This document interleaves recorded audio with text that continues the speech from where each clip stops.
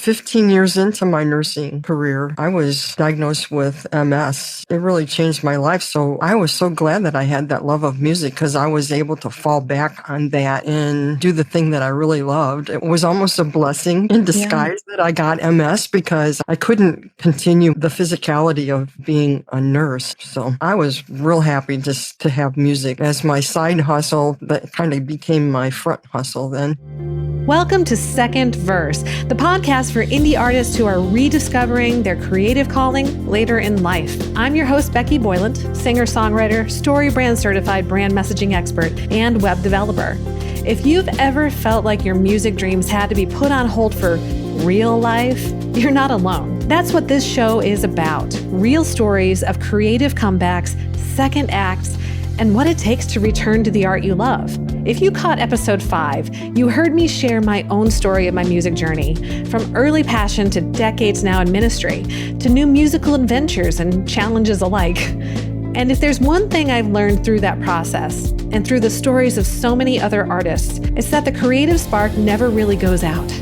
It might get buried, paused, or redirected, but it's always there, waiting for the right moment. And that's what I love so much about having these inspiring conversations with Second Verse guests. It's so powerful for those still aspiring, and even for those fighting doubts in the middle of their journey, to shine a spotlight on the unexpected, non-traditional, and, wonderfully human paths that artists walk, and showing that it's never too late to return to your art.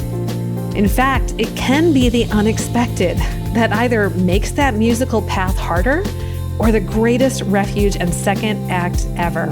And you'll hear that in the story of today's guest, Cindy Slee. Cindy is an award-winning singer-songwriter, producer, and keynote concert speaker, whose story is nothing short of inspiring. Cindy's musical roots go back to childhood, but her journey took a different path when she followed her family's urging to put music aside and become a nurse. She built a great career in the neonatal unit until a diagnosis of multiple sclerosis changed everything. What could have ended her creative story instead became the start of a new one. Cindy didn't just return to music, she leveled up. She learned to produce from home, got funk tracks placed with Warner Chappell Music, and is now writing music for sync and sports promos. But perhaps the most moving part of her story is what she's doing next, using her story and songs to inspire others through Keynote concerts. She's proof that the obstacles we face don't have to stop us. They can shape us into exactly who we were meant to become. Let's dive into Cindy Slee's Second Verse. Welcome, Cindy. I am so glad to have you on the podcast. Thanks, Becky. It's great to be here. You were drawn to music from a very early age. So can you talk about that? Yeah, the earliest that I can recall being drawn to music was when I was in kindergarten. I had to rush home from kindergarten to have my lunch so I could plop myself down in front of the old black and white TV back then and watch this flamboyant keyboard player called Liberace.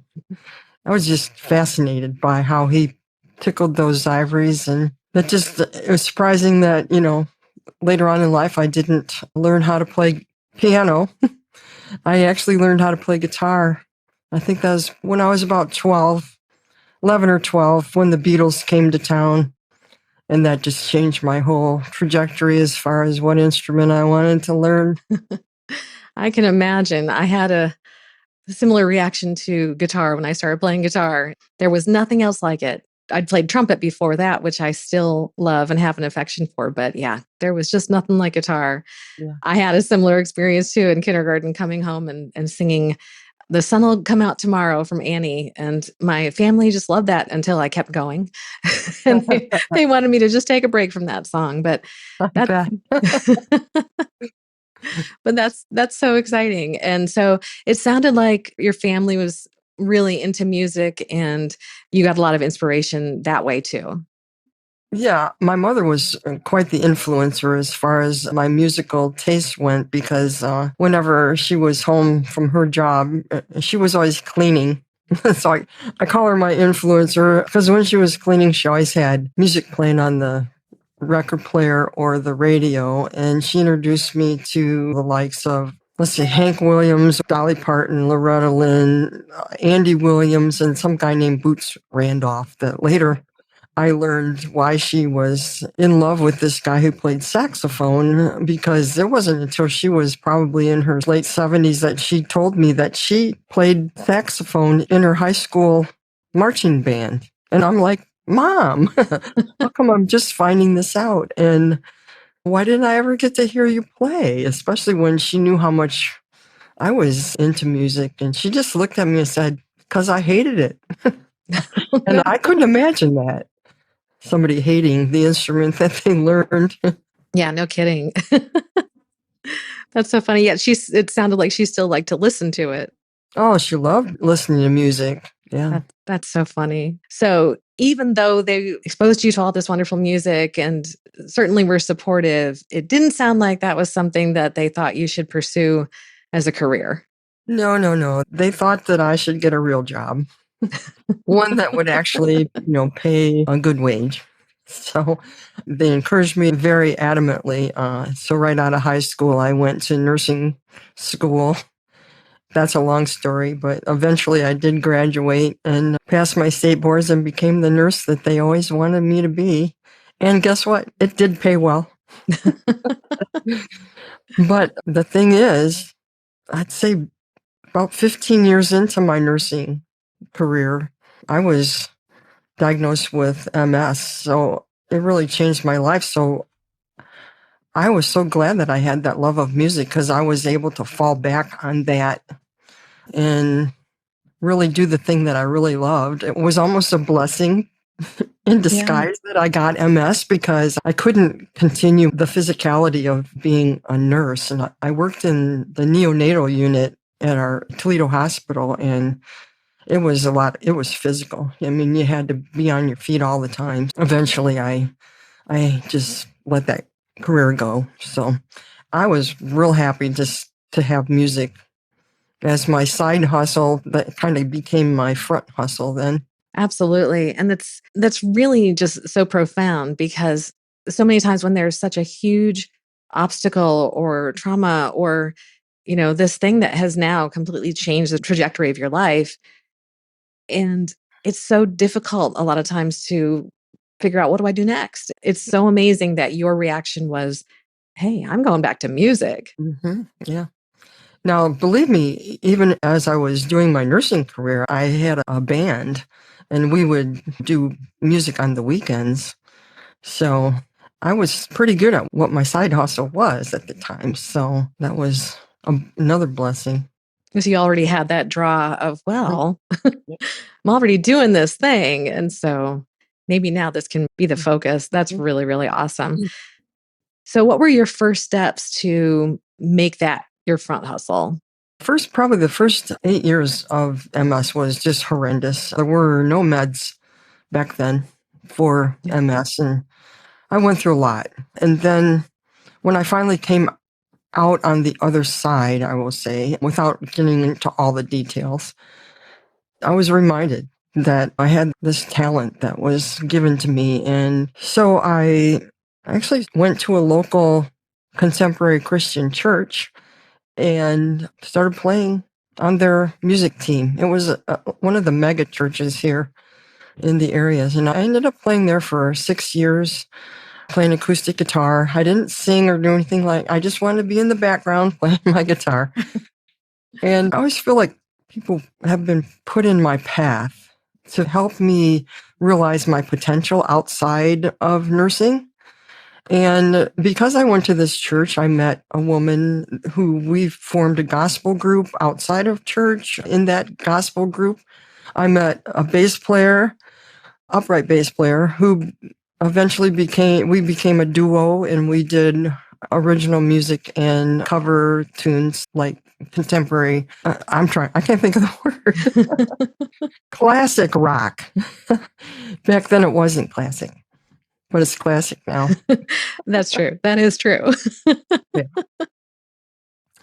So that's been my progression. And eventually, when COVID hit, I just really took that opportunity of all my free time, all the free time that all of us had all of a sudden, to learn more about my trade, my job now as a musician. I learned from Chris Bradley out in LA how to produce like a boss. And with her teachings, I was able to set up my own home studio and start recording my own compositions here instead of spending thousands of dollars somewhere else. And at the same time, that same year, I signed up for Gabriel and Adassa's production music masterclass, and I just recently graduated.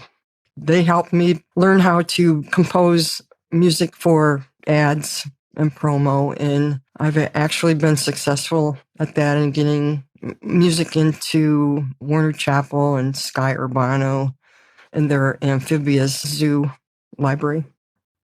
That's awesome. I love the pathway. And I think that that's something that is so important for independent artists to recognize that as you just meet people and make connections and make relationships, to follow those paths and also just to be really cool to be around, because obviously you are. And that's why you've been able to connect with these other folks and be able to play everything from Christian music and worship music and gospel music and classic rock. And that's just so beautiful. And then to take that step to reach out to really great mentors that, of course, we both know who have been just a tremendous blessing. Yes, absolutely. We'll be back with more after the break. Second Verse is sponsored by Attitude Creativity. Many indie music artists don't have a website that grows their audience and reflects who they are, so they get lost in the noise of streaming. Marketing and brand messaging with Attitude Creativity helps boost your brand and build a site that hits all the right notes. You want to be an artist who stands out from the crowd, and to do that, you need your music to be heard. If your website doesn't reflect who you are or make an impact, you feel like a singer who's been handed a pair of drumsticks instead of a mic. You deserve a website and brand messaging you can be proud of, and that doesn't take time away from your music. As an artist like you, I understand how overwhelming websites and marketing can be. And that's why, putting on my other creative hat, I put my decades of marketing and development experience to work for you. You'll no longer have to apologize for your website. You'll look and feel like a professional with a custom story branded website you can be proud of. And right now, you can get a head start with my free downloadable EPK blueprint and start building your electronic press kit to promote your music. Head to attitudecreativity.com/blueprint to get your copy.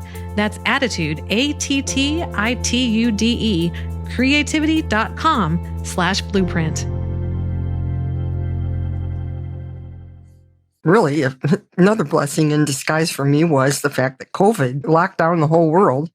If that hadn't happened, I probably never would have had these people cross my path. Yeah, I feel that myself. And I see that so many times too, that this is just such an interesting season where it did give an opportunity for so many artists to figure this thing out and have access to people that we would not have had any access to. Right. It's not like we live where most of these folks are. And so it shut down the world, but it also opened up the world in a really amazing way. I know that there are certain weeks where I may talk to people in Europe just as much as I talk to people around me. And it's really exciting to be able to interact with people all over the world and have almost that peer connection because of all of these technologies and resources that we have. That's the amazing part, that little old me from Perrysburg, Ohio can be doing vocal tracks for someone in Denmark, and knowing people that, like you said, I never would have known had it not been for the advent of online courses and Zoom technology that took off in 2020. And, not to diminish how challenging that was for everyone. Absolutely. But yeah, it's a life-changing thing just to be connected to people and have these opportunities. So I totally hear that. That's so exciting. Talk about what you have, the kinds of music that you have going on, because you're doing production music and working on songwriting as well. What are you working on right now? Right now, I'm collaborating with a gentleman from Baltimore. We're collaborating on a sports promo album of instrumentals. So you might know him. His name's Damon Foreman from the Production Music Masterclass. I just finished and have sent off my delivery for a second funk album. I Very actually fun. my first funk album is already on Warner Chappell, and that right there is amazing to me that I was able to soak it in and actually write Yeah. songs of funk music for ads and promo. I'm waiting to hear one of them in an ad so I can be like amazed. Oh, for sure. And the other thing I'm working on now is I'm still writing songs with someone I met way back when I went to nurses training, and she's also a nurse, and we started a band way back then. But her name's Teresa Konwinski, and we've recently written 2 more songs. We want to make it an EP to go along with. I'm trying to get my speaker program going, inspirational speaker concerts. Now, were you in a band with her as well, did you say? Or you were just co-writing back when you were nurses? In nurses training, we met and found that we both loved music. She played keyboards and I played guitar. And even way back then, we wrote songs together. When she graduated from nurses training, she moved out of state, and we would send lyrics and chord charts through the mail. There was none of that instant gratification we have now of emails and Zooms. So it was a very slow process. But yes, she's been a lifelong friend, and she lives here now. She's lived here for many, many years. So she's just one of those friends that she's my sister from another mother. And we just both love songwriting. And she's an accomplished author also. So we're writing, like I said, the 6-song album to go with my keynote concert. That is so awesome. I mean, to have somebody that you've been writing with, and really also, there are times when it's just really beautiful to look back at the way that things used to be.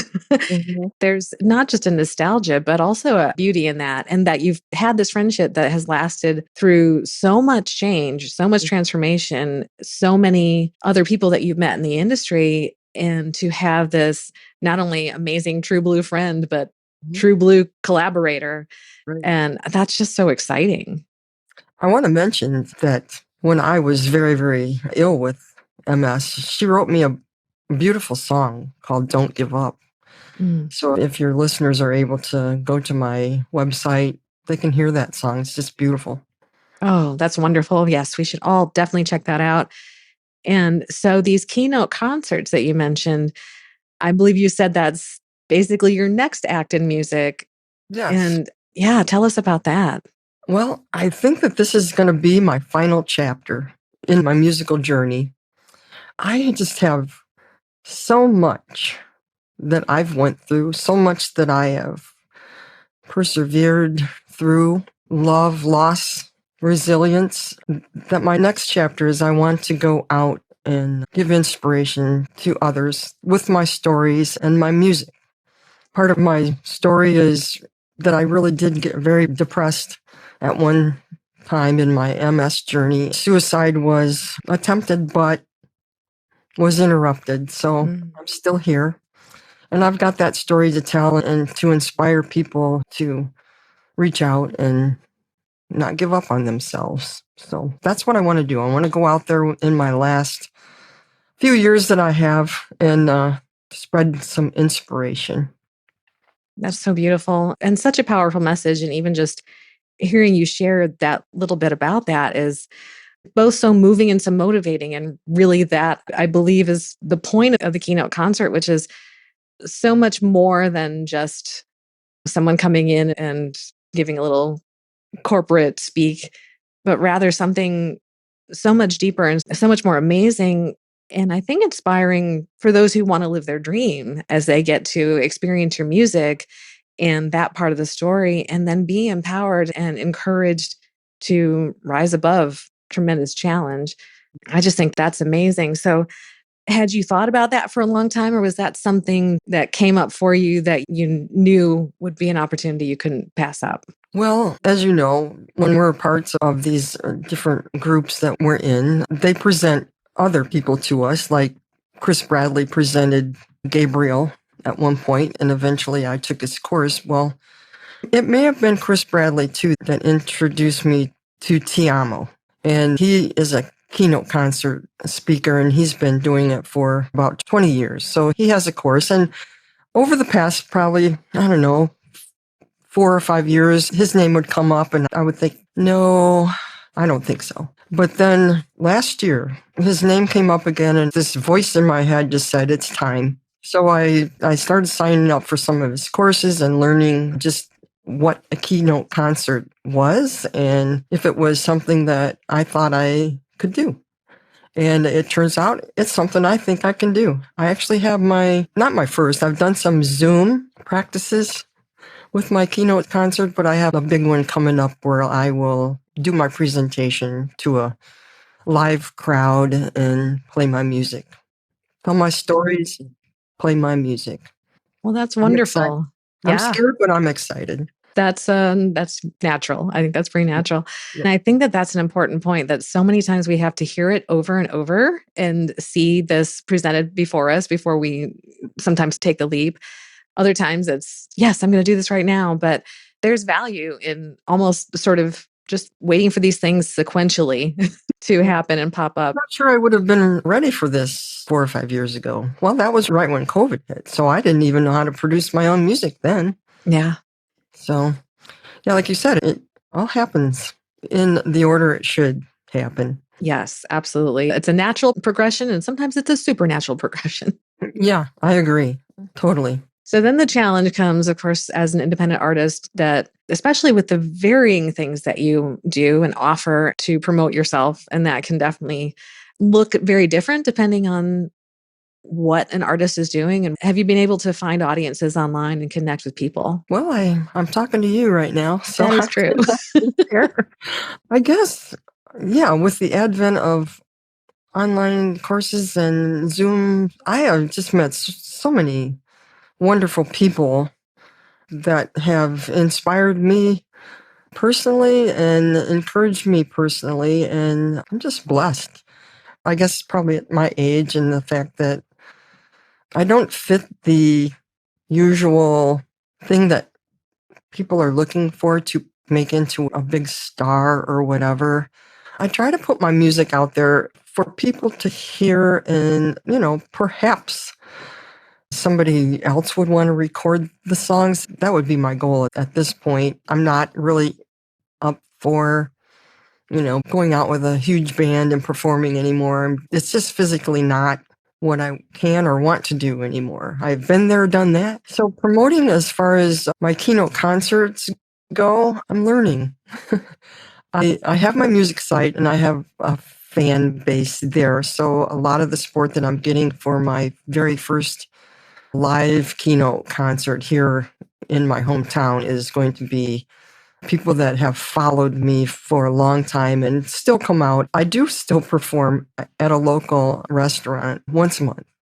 So they've been very faithful of coming out and supporting me that way. And now they're supporting me in my new endeavors too. And I just love them for that. That's so beautiful. And it's that community, those relationships, that can be a hard thing or it can feel like a difficult thing to foster online because there's just so many people out there and there are so many people who are putting out their music every day. But the amazing thing that as you grow this venture, which is going to be so powerful in encouraging people and building around that other opportunities and other places to speak, and then this natural progression of a growing audience, which will just be incredible. That sense of community and people feeling seen and finding themselves in your story is a really powerful way that within your website and your various online assets that you can communicate that you're there to guide them as they're going through their story, they're going through their journey. And so they can see you guiding them and connect with you. And that's a very powerful thing. Yeah. The wonderful part about the keynote concert aspect is that I will apply for seminars and associations and conferences where they will already have a built-in audience for me. Yeah. So when I show up and I give my keynote concert and hopefully the conference event planner gives everyone my CD of music, that right there is a gold mine as far as increasing fan base and knowing more people and connecting that way. Yeah. And I imagine there are a lot of artists who have never heard of this opportunity and some of these varying things. And even when it comes to production music and sync and some of these opportunities that may not be on the radar yet of someone who's thinking, well, I love music. I wonder if this is something that I can do. Hopefully, this is an encouragement to them that there are lots of different ways to be able to use your music and follow your dream and make your passion your front hustle. Yes, absolutely. I am very passionate about getting this next chapter out there for people to read. That is so exciting. I'm so excited for you. I think that's going to be amazing. Thank you. I'll keep you posted. Oh, definitely, definitely. Because, we're just getting a little bit of your story right now. And there's just so much that I just can't wait to hear more of. So I'm just so confident that there are so many people who are going to be really empowered and moved by what you're sharing. And I was wondering, what would be your advice for somebody who is finding themselves in a time when they have to make a change and they didn't plan on that, but they've always loved music? First of all, I would say become aware of everything around you. Because, like I said, people were put in my path all along my journey. So I could have ignored what was happening around me, but I just decided, oh, well, perhaps I'll try this. And if that didn't work out, then I would try something else. Be aware that even though things are not going your way right now, that doesn't mean they're going to stay that way. Yeah. You have to look for that silver lining in your dark clouds because it's there somewhere. You just have to sometimes sit back, take a deep breath, take stock of what your next steps could be, and then start looking for either that supernatural being or that little voice in your head. Start paying attention. Because I could have easily just let MS define my whole life and just say, okay, well, I can't do anything now. I'm just going to be a handicapped person. Can't work, can't play sports anymore. I could have done that. I didn't want to. I'm a stubborn redhead. You can't tell now. But yeah, stubborn redhead. And like I said, people and opportunities were placed in my path. So that is my advice. Keep your eyes open. That's huge. Thank you. I love that. So we did mention your websites a little bit, but let's just remind everybody, where can they find out more about you, get in touch with you, and invite you for a keynote? Well, my Keynote website is kind of under construction, but it's there. And it's Cynthia, keynoteconcerts.com. All one word. That's CYNTHIA, keynoteconcerts.com. On there, there's a link to take you to my music website, which is cindysleemusic.com. And then I'll have everything in the show notes so that everybody can click through it directly and not miss a thing. And of course, they want to go check out your music and your keynote concerts. This has been so great. And I'm so glad that you have come on the podcast. I'm so excited to see what's going to happen next. You got to keep us updated. I will do that. Thank you so much. This has been a wonderful experience for me. I can't wait to keep you posted. Thank you so much. You're so welcome. That conversation with Cindy Slee is one I'll carry with me for a long time. Her courage, perseverance, and deep sense of purpose are such powerful reminders that there's always a way forward, even when life takes an unexpected turn. She didn't choose the challenge, but she chose her response. After being diagnosed with multiple sclerosis, Cindy needed to step out of her nursing career, but she could have also let music go.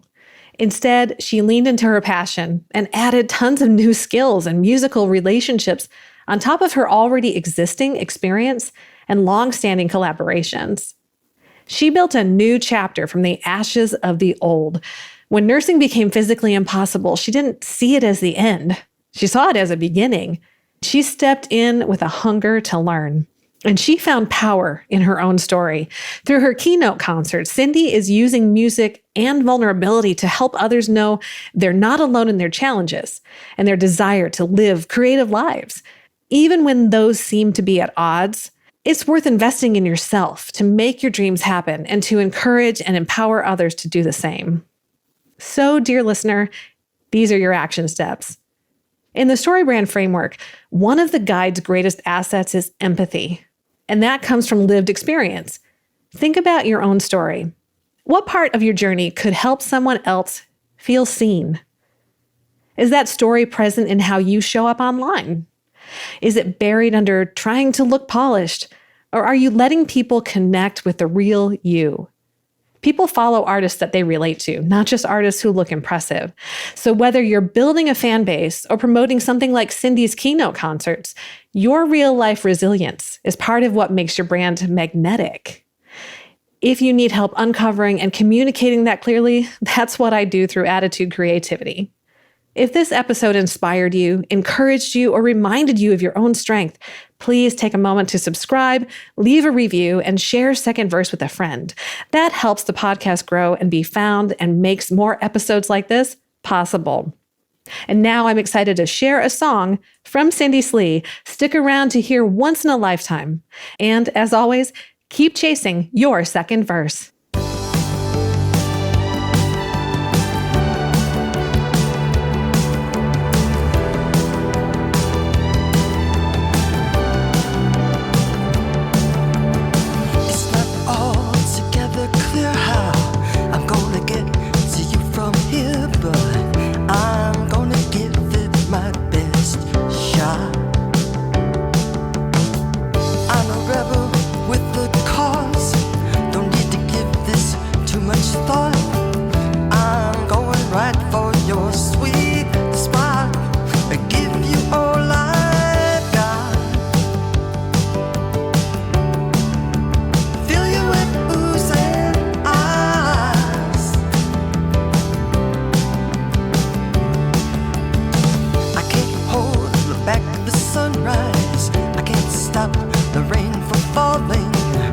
But I can give you all my love. I can't go on without you.